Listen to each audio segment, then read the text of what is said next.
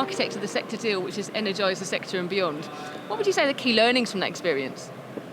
For me, the key learning has been about having to work together as an industry and having to speak and represent ourselves as an industry. I mean, I've been working in policy and trying to shape the regulatory framework for way too many years. And the bit that really surprised me was when we were forced to actually articulate who we are as an industry and speak as one, how powerful that voice was. As part of my role, I attend party conferences. And so at a time when there's so much infrastructure investment going on in the UK, HS2, Hinckley, Crossrail and so on, to be able to be at those conferences and actually describe what we're doing in offshore wind, to talk about the fact that we're the fourth biggest infrastructure project. Of every £5 being spent in offshore wind, in infrastructure in the UK at the minute, £1 of that is spent in offshore wind. And we are huge. And guess what? We deliver on time, not just to budget, we deliver cost reduction. And beyond that, we're delivering decarbonised energy. So we're so much part of the solution. And so I think the real learning for me has been really how to articulate who we are as an industry and speaking as one as an industry and the power that's given us and the doors that's opened. From my perspective, on a policy basis, some of the things that I've been working on for years on aviation radar mitigation, things like that, I'm now having conversations with the right people from all departments because the sector deals about a cross-government collaboration, bringing together all the different government departments for this, which is now government's policy. Government's policy is the 30 gigawatts by 2030, and so all departments are now working together to deliver that and working together with an industry that is really valued in the UK. Fantastic. Diversity is at the heart of the sector deal, and in particular gender diversity. So my question is twofold really. One, why is it so important? And two, why do we have a target for gender diversity in particular? Okay. As part of the sector deal, the growth that we're going to need to actually deliver 30 gigawatts by 2030, at the minute, in terms of people directly employed in our industry, we've got about 7,000 people in terms of those involved in the development, construction and operation of wind farms, many more in the supply chain. We're going to take that 7,000 and have to increase it to 27,000. We're going to more than treble our workforce. And how are we going to attract those people? How are we going to bring forward the talented people that we need to our industry? How do we create awareness of our industry to the broadest possible pool and attract them?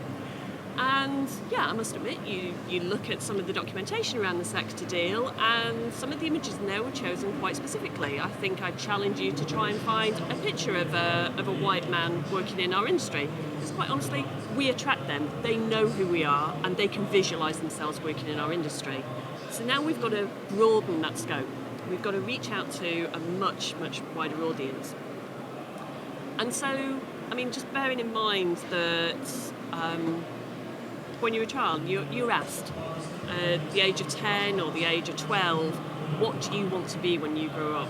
Your career aspirations at that age, and throughout your career in fact, are based on the opportunities you know are available and those you can visualise yourself doing. And we've got to get more people visualising the opportunities and the myriad of opportunities that are available in our industry and recognising that they want to work there. So, as the sector deal, we've chosen to focus initially on gender. We also intend to bring forward BAME targets. Now, I mean, gender, that's just one small aspect of diversity. Diversity is ethnicity, it's race, it's age, there's disability, there's so many other attributes that we need to focus on. So why just gender? Are we just being too focused? To be honest, we have to think about what we can do immediately, and we can measure gender. That's easy to do. If I could get the statistics for the industry on LGBT and things like that, that would be great, because then we can start having conversations there. But so at the minute, okay, let's start with gender. But let's deliver that in a smart way. If we start having conversations with our employees and our female employees about how do we attract, develop and retain more women in our industry. Often they talk about the fact that they would like more flexible working opportunities, agile working, flexible hours, When we advertise a role, do we have to advertise it as full-time?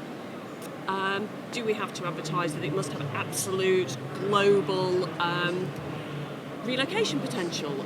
Can we scale some of that back? And if we start considering that for the women that work in our industry, to make that role and our industry more attractive to them, well, guess what? They're not the only people who are parents. There's a lot of men in our industry are parents. Suddenly we've got a parent-friendly policy. But then it goes beyond that. You've got people who, I mean, I don't have young children, but elderly parents. And so thinking about, okay, how do I manage my work-life balance that means that I can spend time caring for them? So then you've suddenly got a policy that attracts somebody of a certain age. We then start thinking about some younger person who's got some great passion for snowboarding, mountain biking, just something, and you know, they really want to compete in their industry. And if they can have some flexible working that allows them to do that, we are so much more attractive to them.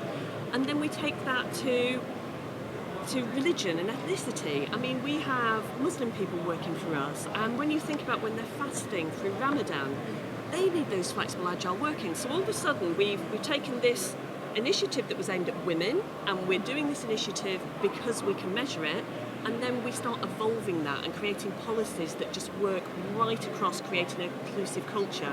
Because if we're going to treble our workforce, let's set those foundations now so that as we grow, we do so in an inclusive way.